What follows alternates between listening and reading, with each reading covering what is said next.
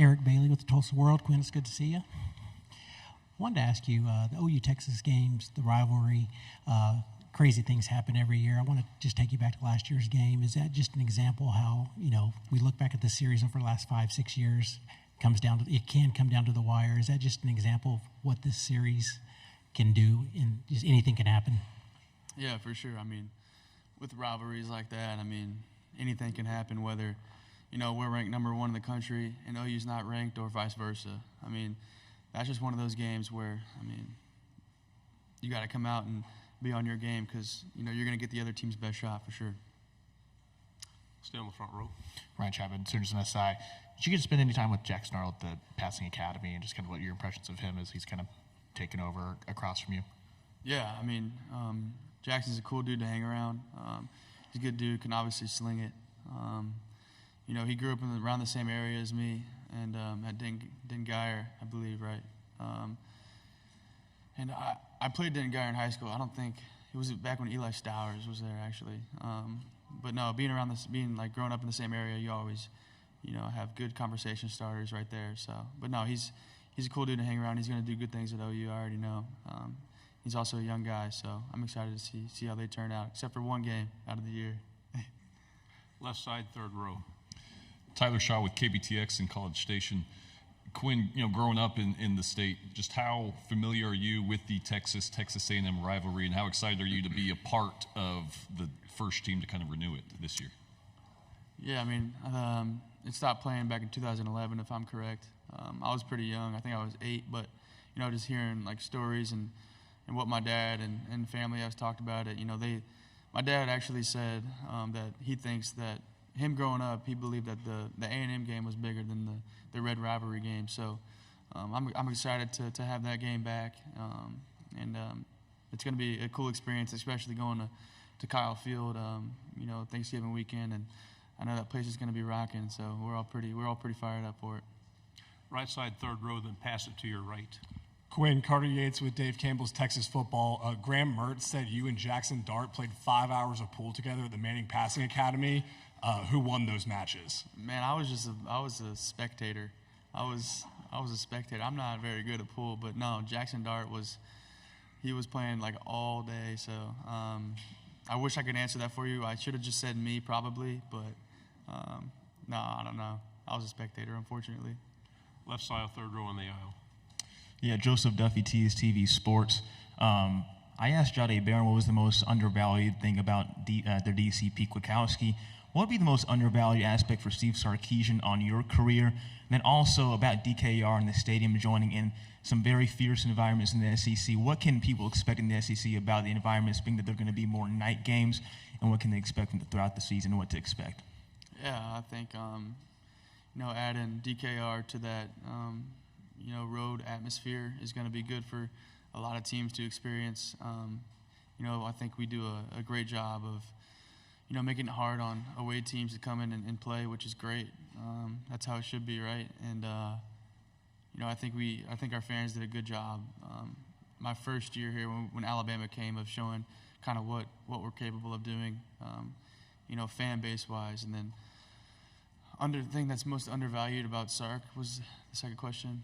I think just the way that he gets vulnerable with us and shares his life experiences with us, and ultimately just wants us to become better people and a better man, and honestly a better father and husband overall. On the aisle, third row. Yeah, Quinn, Evan Camico, Pig Trail Nation. I know in 2021 you didn't play in the Texas-Arkansas game, but what does it mean to you to be able to play in this year's rendition in a rivalry that dates all the way back to 1894?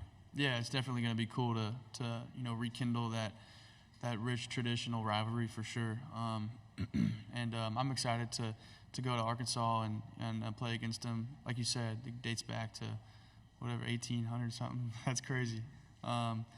But no, it's going to be good for both universities to finally get back to that, because I think it was like the 50s and the 60s. They were just going back and forth. So that's going to be cool to get to play against them. We'll go on the aisle back here on the left. Hey, Quinn, Olivia Whitmire with Channel 19 in Huntsville, Alabama. When we spoke with Kirby Smart the other day, he mentioned the Alabama-Texas game from last season, saying, I think that can really prove that Texas is ready to play in the SEC. You were, of course, a huge part of that. Take me back to that game and just kind of, do you agree with Coach Smart that that was kind of proving to the SEC that y'all are ready to be here? Yeah, I think that kind of goes to show what we're capable of as a whole. And I think the biggest thing for us is, yeah, we're capable of playing games the way we played that one. But, now we just have to really do it on a much more consistent level. And because, week in and week out, we're playing tough opponents. So I definitely can agree with that. Going into Alabama and playing, one of the hardest stadiums to play in, and, against, one of the greatest coaches ever. It's definitely not easy to go in there and accomplish what we accomplished. On the aisle here. Chris Hummer, 24/7 Sports. Quinn, you grew up watching Texas. I know you were a little young when Case McCoy was slinging it, but I think a lot of people probably view you in a similar light at this point to Case and Vince in some ways. Like, what do you think of that spotlight on you, and how do you think about your role as the Texas QB? Yeah, there's definitely a lot of pressure that comes with playing quarterback at the University of Texas for sure. But I couldn't be more blessed and excited for the opportunity that I've been granted from the good Lord above and the platform that He has given me. And I'm just excited for year 3. Left side, 5th row. Trevor Denton from Way 31 over here. Yeah, Quinn, it's a fascinating schedule. Trip to Michigan, you're hosting Georgia, all these old rivalries back. What was kind of your first reaction when you saw the schedule released and all those interesting matchups? What was your first reaction? Overall, just excitement because, to be the best, you got to play the best. So, we're all fired up to go, like you said, up to Ann Arbor.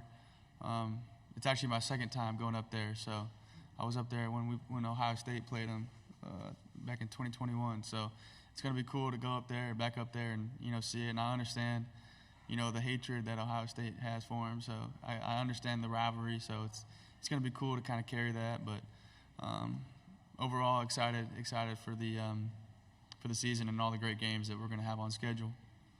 In the back on the left.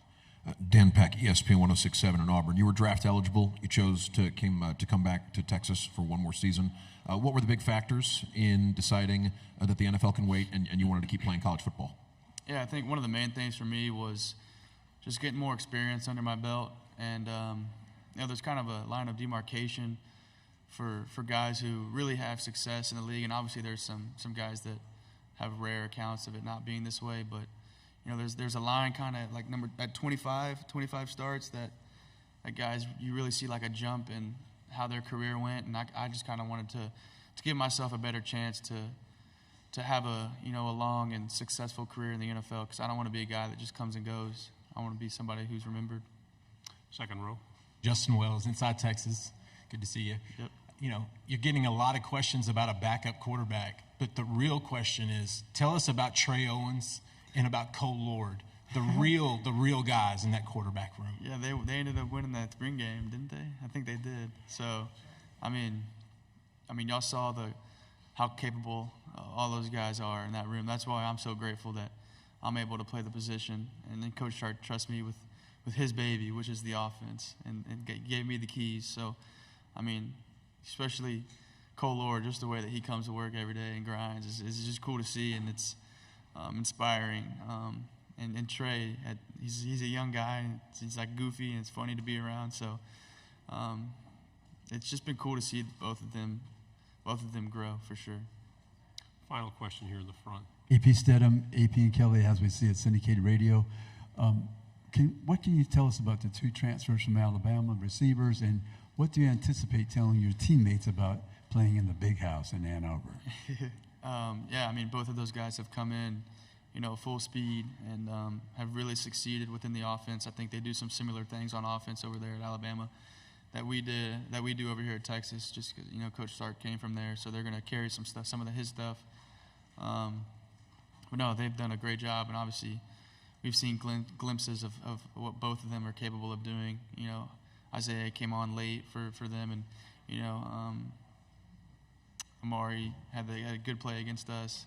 He made a couple of our defenders look silly, but both of those guys are going to be big contributors for us for sure. I mean, and then going up to the big house, yeah, I mean, it's going to be an awesome environment. Place is going to be rocking, especially all the hype just because it's an early game, and they're coming off a really big win or the national championship, and yeah, the team up north. Quinn, thank you very much. Wish we had Thank more you. time. Thank you.